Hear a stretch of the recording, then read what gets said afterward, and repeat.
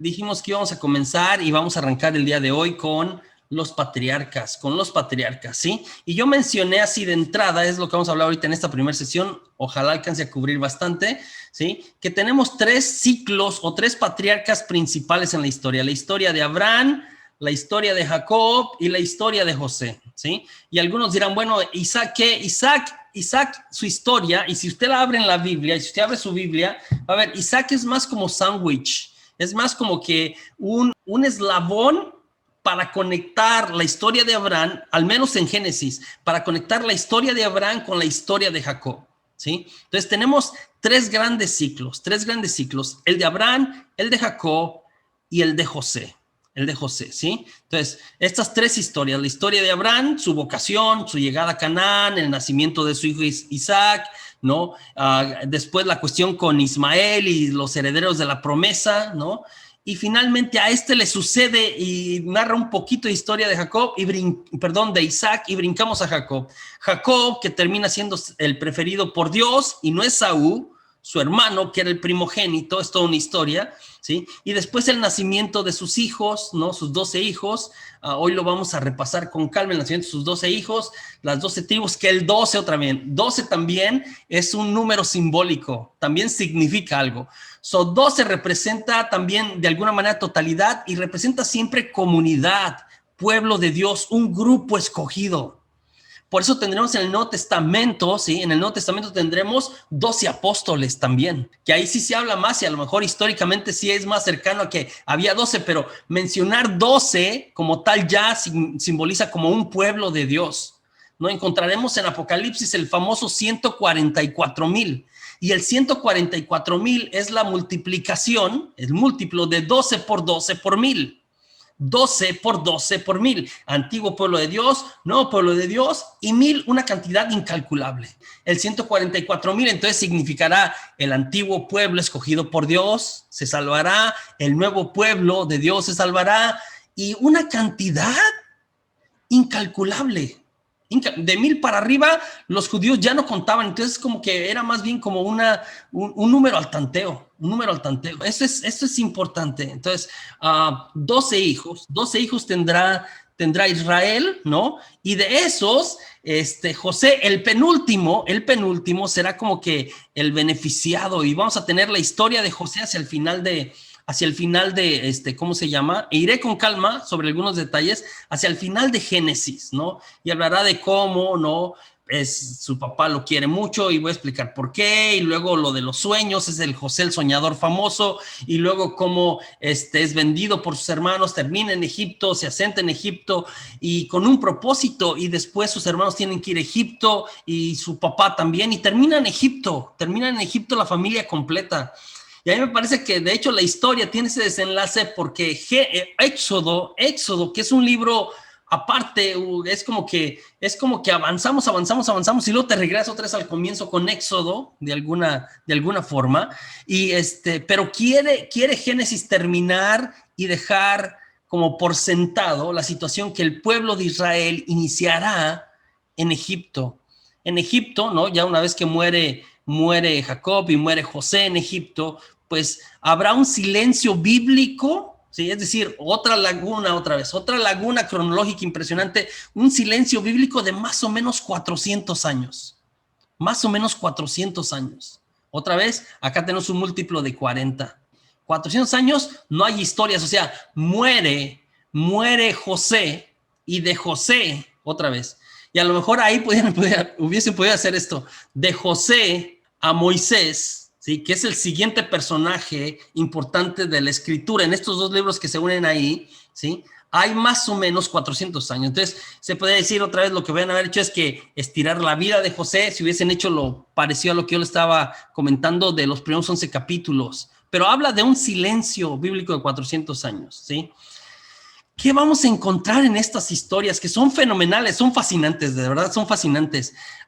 Primero, la elección gratuita de Dios a los patriarcas. Dios los elige a ellos, Dios los llama, ¿sí? Dios los llama. Otras cosas que vamos a encontrar son las promesas divinas. 3 de manera particular que le hará Abraham, que son muy importantes: tierra, descendencia y bendición. Estas 3 cosas son muy importantes para el pueblo de Israel. Tierra, un lugar donde vivir; descendencia, una gran descendencia; y bendición para todos los pueblos. Que Israel se convierte en bendición para toda la humanidad. Hablaremos de las alianzas que empiezan a suceder acá. No son las únicas, ¿no? Ya vimos o hablamos un poquito de la alianza con Noé, pero hablaremos de la alianza con Abraham, y que se repite una vez y otra vez y otra vez. Haría la alianza con Jacob también. Entonces, alianza con los antepasados de Israel y su respuesta, la respuesta de los patriarcas. ¿Cómo responden a este llamado que Dios les hace? Tenemos en estos más o menos 38, más o menos promedio, 38 capítulos, el desarrollo de muchas tradiciones orales. Muchas tradiciones orales sobre la historia de estos patriarcas se puso por escrito en estos 38 capítulos. Entonces, iremos por esta parte. Ojalá podamos llegar a Egipto y hasta hablar un poquito de Egipto, ¿no? El día de hoy. Entonces, vamos del año, mire, aquí está del año 2000, más o menos, 1900, Isaac. Si ve aquí, ya no hay diferencia de cientos de años, y luego entre Isaac y Jacob, su hijo, hay otros 100 años aquí en la historia. O sea, ya no estaban viviendo los centenares de los que estábamos hablando en los capítulos 11 o el capítulo 6 o 7 de Génesis. Y luego de Jacob a José, vamos a ver que está como entre el año 1700, 1600, también como 100 años. O sea, ya está más o menos promedio aquí las fechas de edades de los patriarcas.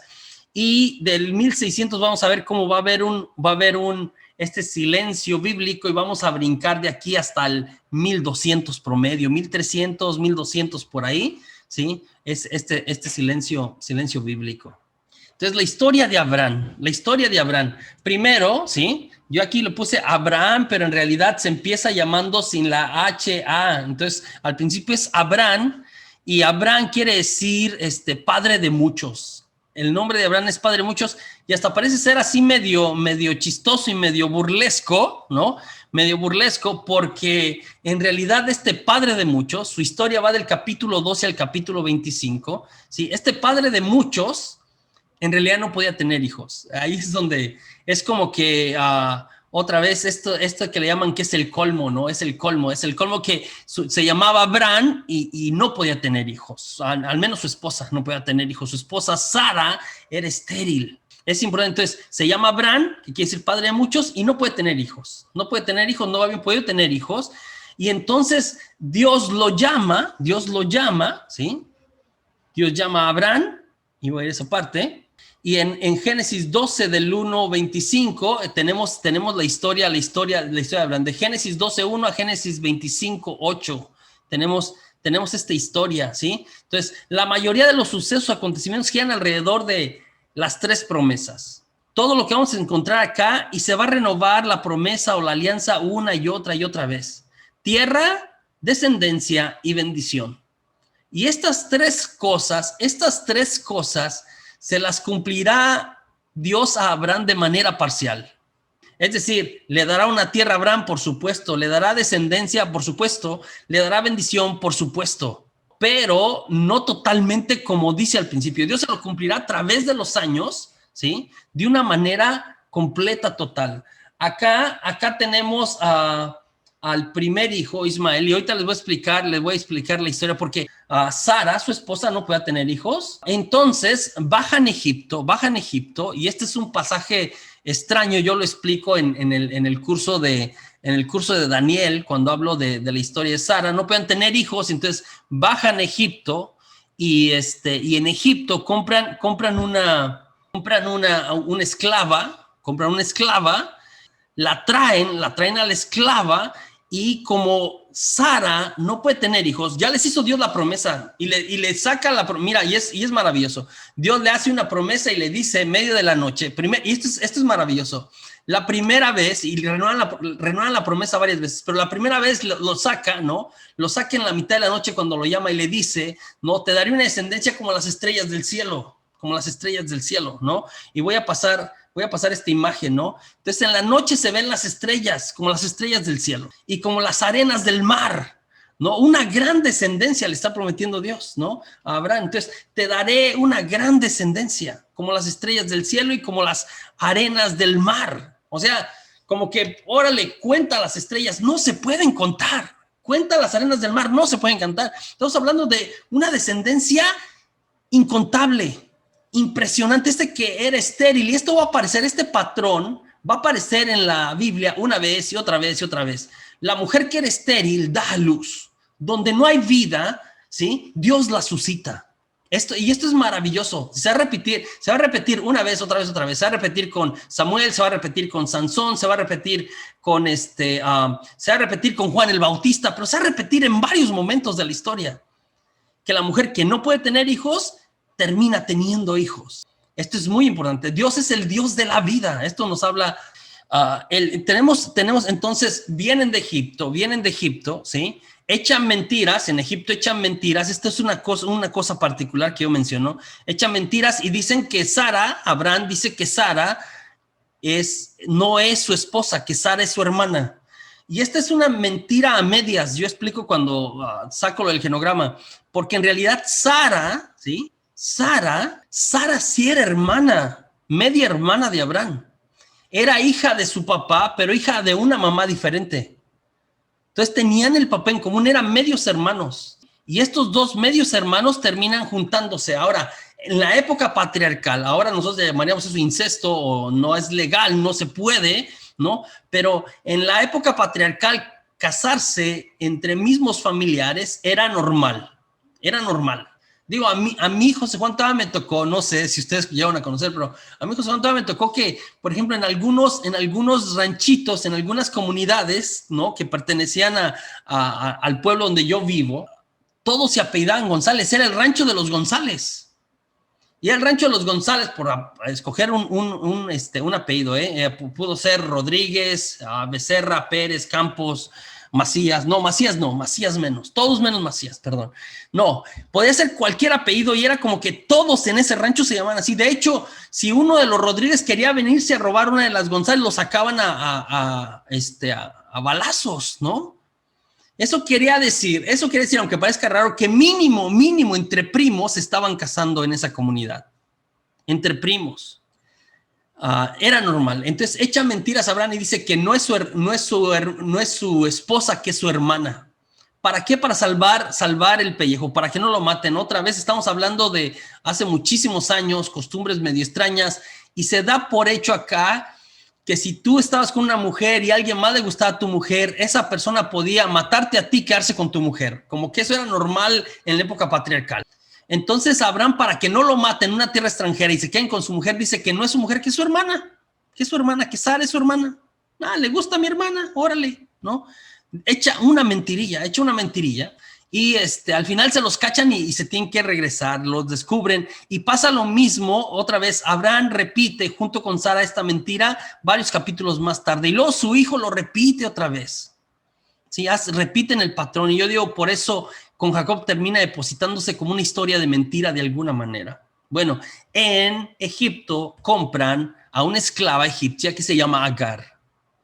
Como Sara no termina embarazándose, entonces le pide, la misma Sara le pide a Abraham, pues llégale a la esclava, llégale a Agar, ándale. Al fin y al cabo es la esclava, y como era la esclava, entonces el hijo terminaría siendo de ellos, porque ellos son los dueños. Así funcionaba la cosa también. Así funcionaba. Entonces es como que va, y Abraham hace eso, y Agar concibe y da a luz a Ismael. Digo, a propósito incluso del problema que tenemos todavía. Digo, hay varios factores más hoy, pero hay muchos intereses políticos a nivel mundial en el Medio Oriente ahora, ¿no? Impresionante. Pero el origen, al menos étnico y religioso, ¿sí? Ahora político hay muchos más intereses, pero el origen étnico y religioso del problema que sucede en Medio Oriente entre Palestina e Israel data desde este tiempo. Estoy hablando entre más o menos 3.800 a 3.900 años antes de esto. ¿Qué pasa? Pues Ismael nace de Agar Y ¿sí? Eventualmente, entonces las tres son la promesa y la alianza son los temas principales de la historia de Abraham. La alianza se renueva 5 veces, ¿no? Es una y otra vez, se renueva la alianza y esto es como que vuelve a hacerse un recuerdo y esto habla de la fidelidad de Dios y de la fidelidad también de quien hace alianza con Dios. Y se menciona 7 veces en estos capítulos. Todas las alianzas pactadas con Abraham suceden en teofanías. Teofanías es manifestaciones de Dios. Dios hace alguna cosa, se deja ver, se escucha, un rayo, una cosa sucede. Eso se le llama teofanía, ¿sí? Entonces, otra vez, la alianza con Dios ya promete 3 cosas, ya lo habíamos mencionado: tierra, descendencia y bendición, muy en general. Pero la alianza la encontramos también en Génesis 15 y contiene detalles muy primitivos. Y mira qué pasa con la renovación de la alianza en Génesis 15. Es maravilloso porque ahora, cuando Dios renueva la alianza con él, lo saca al mediodía. Y esto es muy interesante. ¿Se acuerdan? La primera vez Abraham, ¿sí? Está en la noche, regreso. La primera vez está en la noche, pero la segunda vez, y puede ver las estrellas, impresionante. No puede contar, pero al menos acá tiene la visión o la parte visual, perdón, de muchas estrellas, demasiadas, así va a ser mi descendencia. Pero cuando le renueva la alianza en el capítulo 15, lo saca al mediodía y le vuelve a decir: vas a tener una descendencia como las estrellas del cielo. Y entonces Abraham voltea al cielo al mediodía. ¿Cuántas estrellas puede ver usted en el cielo al mediodía? Pues no puede ver ninguna. El sol cubre todas. La luz del sol opaca todas las estrellas. ¿Sí? No puede ver ninguna. Entonces Abraham ahora voltea a ver, la otra vez fue en la noche, ahora en mediodía, y no ve nada.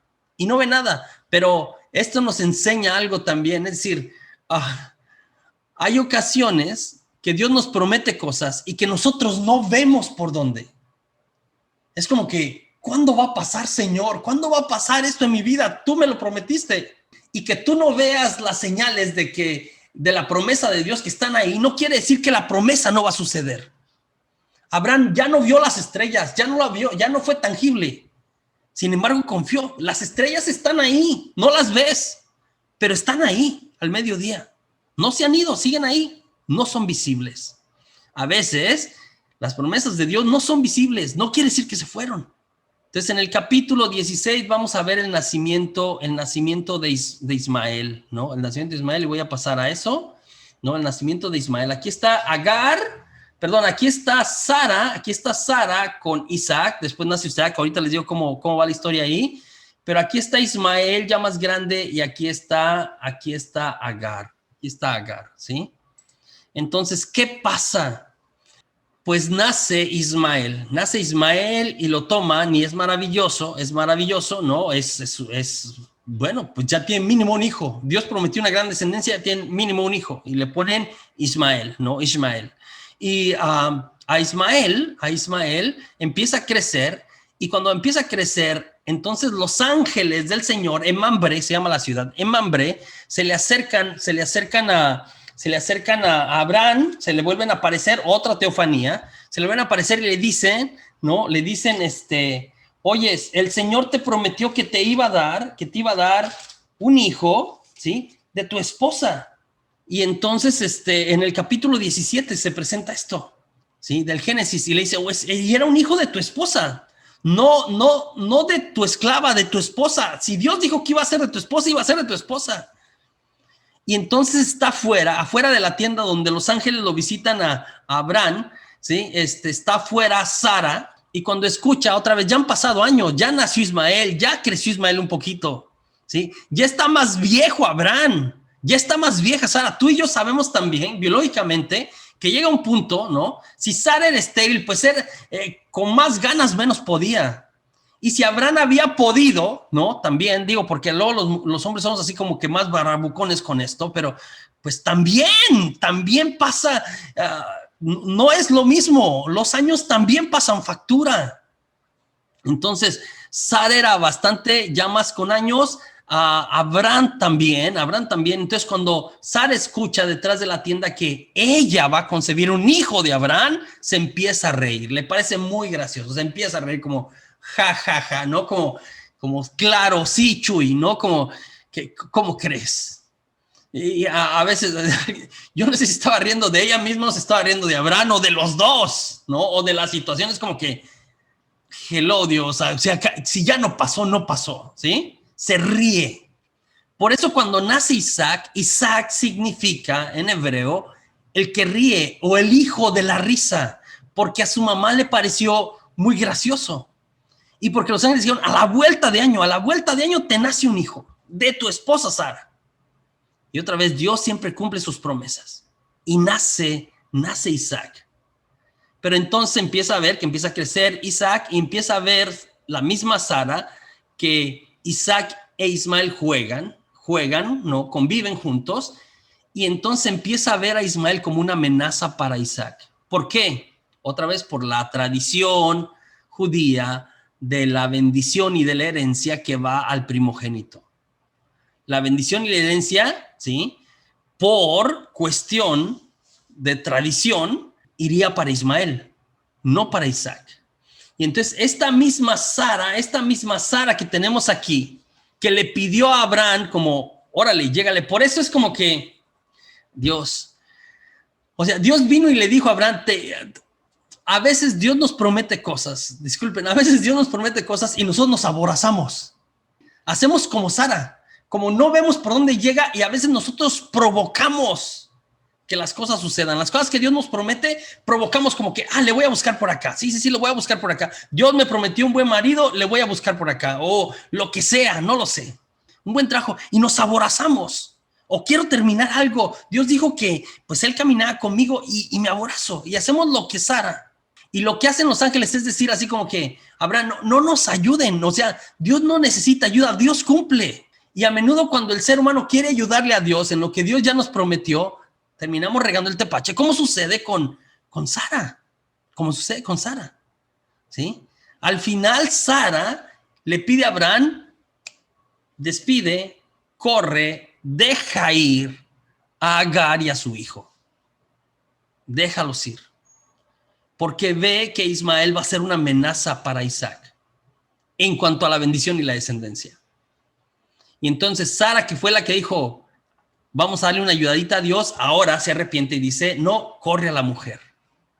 Corre a la mujer y despídela con el hijo.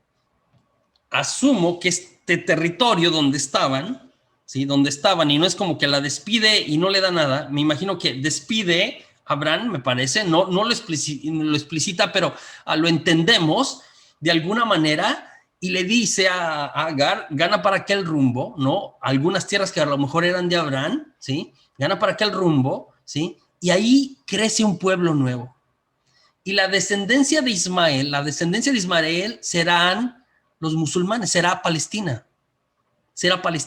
Y la descendencia de Isaac será lo que será Israel. ¿Sí? El judaísmo, los judíos. Entre el lugar donde termina habitando la descendencia de Ismael y el lugar donde termina habitando la descendencia de Isaac, en medio de estos dos lugares, ¿sí? Queda un territorio que hasta el día de hoy lo conocemos como Gaza, la franja de Gaza, que no queda claro si eso, ¿sí? Abraham termina entregándoselo a Isaac o termina entregándoselo a Ismael y su descendencia. Y hasta el día de hoy, 3,800 años después, sigue en disputa Gaza entre los hijos de Ismael, Palestina, ¿sí? Y los hijos de Isaac, Israel, hasta el día de hoy.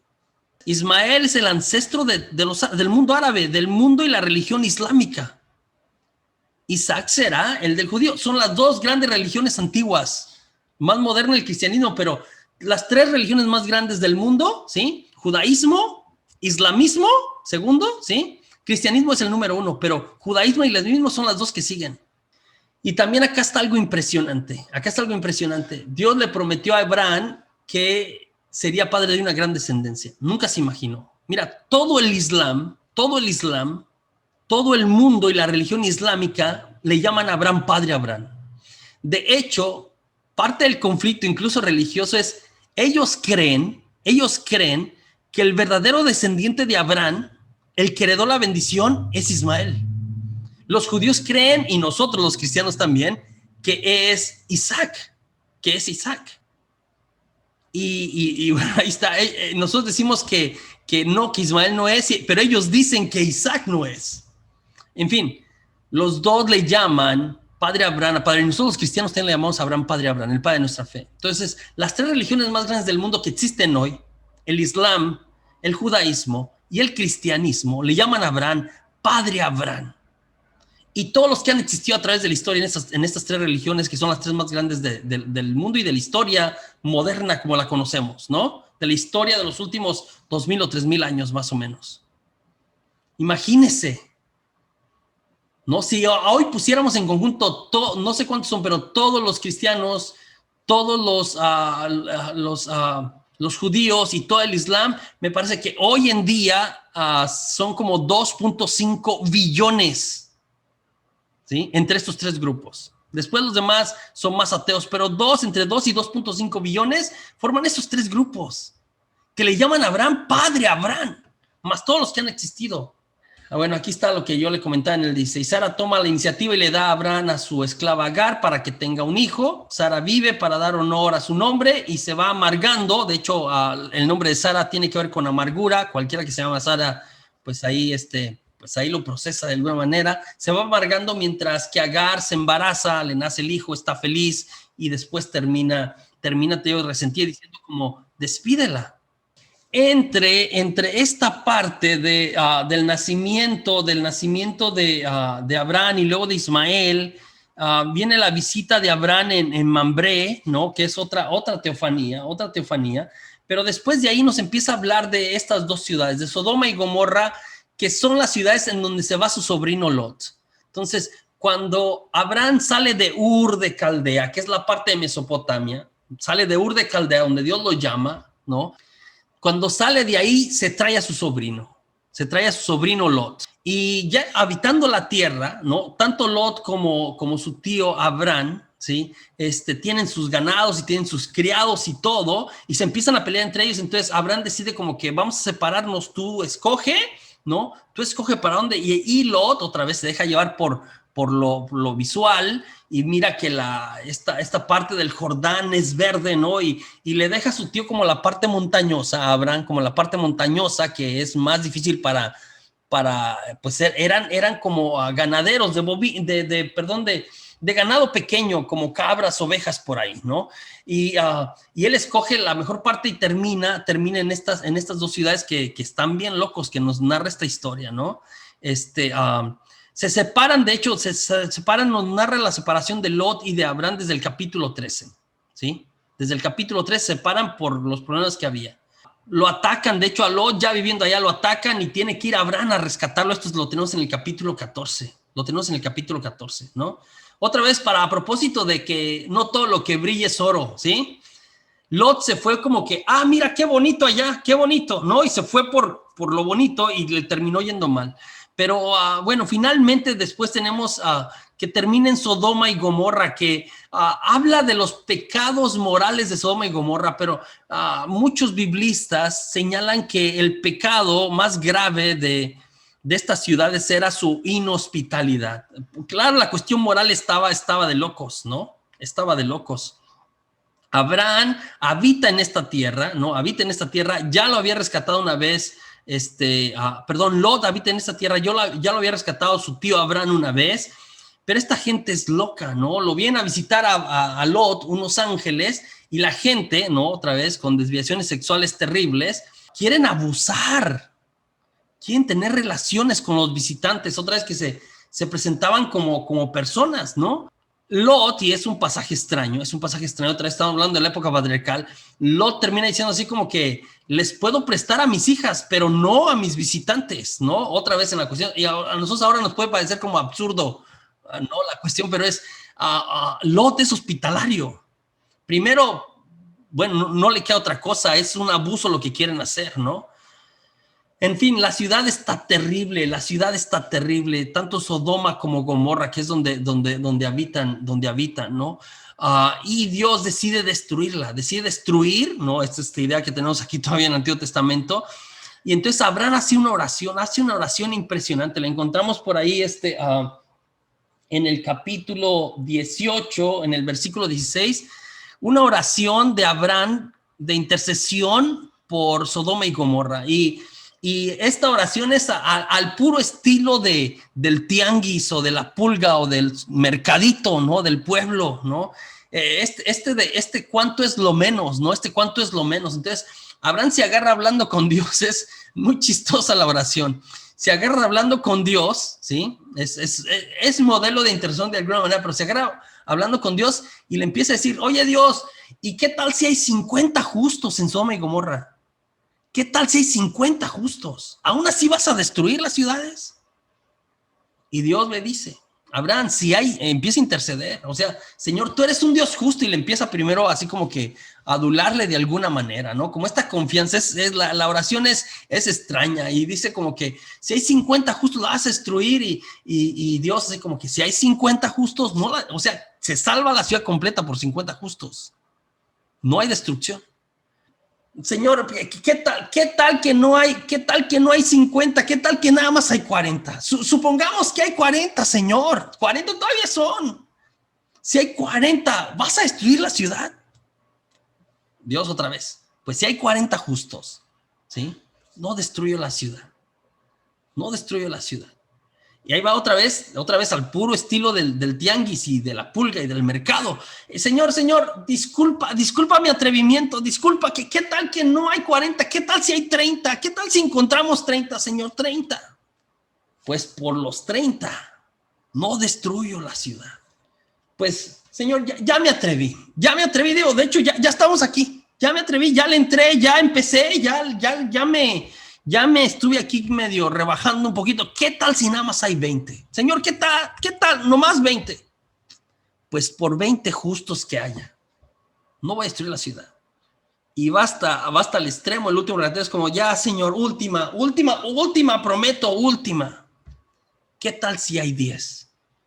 ¿Qué tal si en esa ciudad hay 10 justos? Y Dios le dice, si en Sodoma y Gomorra hay 10 justos, por 10 se salva la ciudad. ¿Qué crees? No había gente justa en Sodoma y Gomorra. Entonces, lo deshospitalario, los sodomitas, no. Y entonces en el capítulo 19, del 12 al 19, tenemos la destrucción de Sodoma. Tenemos la destrucción de Sodoma. Les pide que él y su familia salgan de la ciudad. Aquí son dos representaciones de lo mismo, ¿no? Dos representaciones de lo mismo. Acá está la esposa, les pide que no volteen atrás, que salgan, o sea, que salgan y no volteen, que no vean la destrucción, ¿no? Porque hace llover fuego y azufre, ¿no? Esta imagen así medio extraña, ¿no? Que no volteen. Y la mujer de Lot voltea, y hay una como un tipo historia, ¿no? Leyenda que se convirtió en sal, o sea, se quedó ahí. Finalmente terminan saliendo de Sodoma solamente Lot y sus hijas, y se van a las montañas. Esto lo vemos en el capítulo 19, y es un pasaje también medio extraño, y voy a cerrar con eso. Bueno, voy a tratar de terminar a hablar. Es extraño porque dice que pues van y no ven a nadie. O sea, van rumbo a las montañas y no ven a nadie, y piensan por un momento, otra vez, no era como que que pues ahora ya no hay nadie más, que no existe más, que se destruyó todo y que no existe nadie más. Las hijas piensan de esta manera, y entonces ponen borracho a su papá. Este es un pasaje extraño, ¿no? Otra vez raro en la Biblia. Ponen borracho a su papá, y las hijas tienen relaciones, primero una y luego otra, con su papá, para poder tener hijos. Otra vez, en nuestro tiempo se llama incesto, es una locura, es terrible, ¿sí? Pero tenemos este pasaje extraño.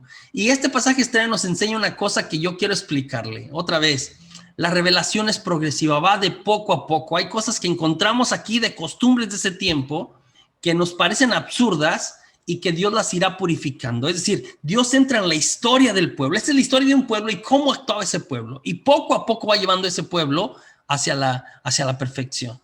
En Génesis 20 tenemos otra vez a lo que había dicho Abraham y a Sara en Gerar, se llama la ciudad, y otra vez echan mentiras ahora al rey Abimelech. Se repite la historia de cuando fue en Egipto para que no maten a Abraham, echan otra vez mentiras.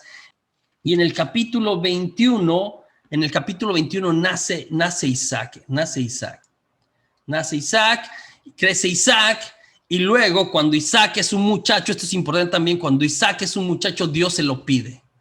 Me gustó esta imagen y se las presento aquí, porque Isaac no lo presentan como un niño. Mayoría de las imágenes del sacrificio que iba a ofrecer a Abraham, ¿no?, a su hijo Isaac, a Dios, que Dios se lo pide, otro pasaje extraño de la época patriarcal, aunque parece que en ese tiempo era normal, ahí donde ellos estaban, que las mismas personas ofrecieran a sus hijos en agradecimiento, uno de sus hijos. Extraño otra vez, muchas culturas sucedió esto.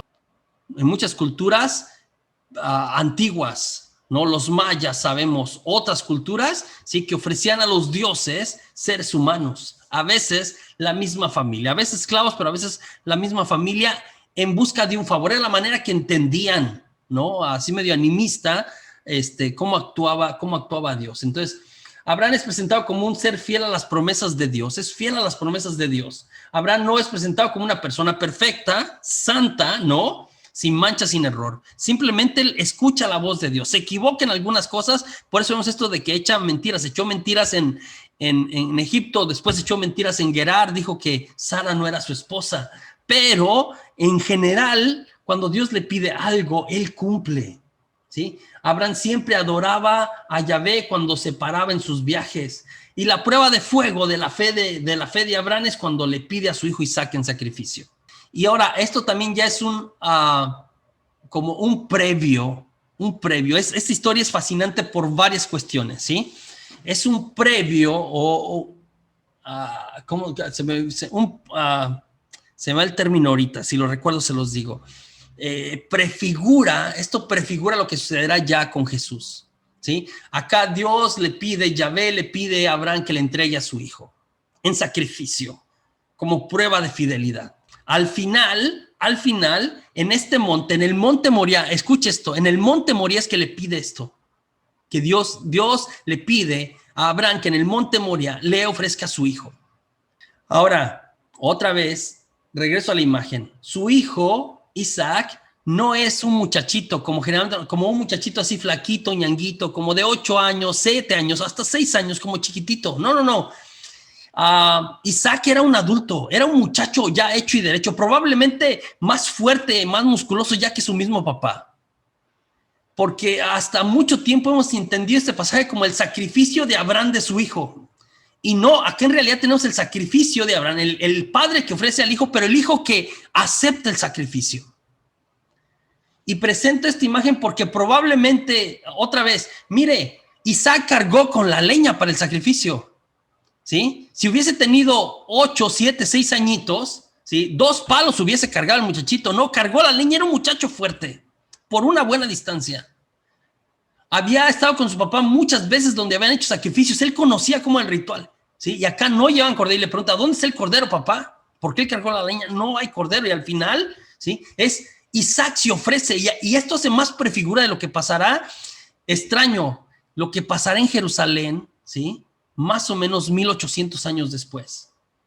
El monte Moriah, donde va a ser sacrificado Isaac, es el mismo lugar de lo que llamamos, o lo que se llama en el Nuevo Testamento, el Gólgota. En el mismo lugar donde iba a ser ofrecido Isaac, ahí muere Jesús. Igual al final se aparece el ángel, le dice como que ya Dios comprobó que eres fiel, que crees en él, ¿no? Por eso le llamamos el padre de la fe a Abraham. Por ahí se encuentran un carnero y ofrecen ese carnero, pero ya nos sirve de prefigura para el Nuevo Testamento.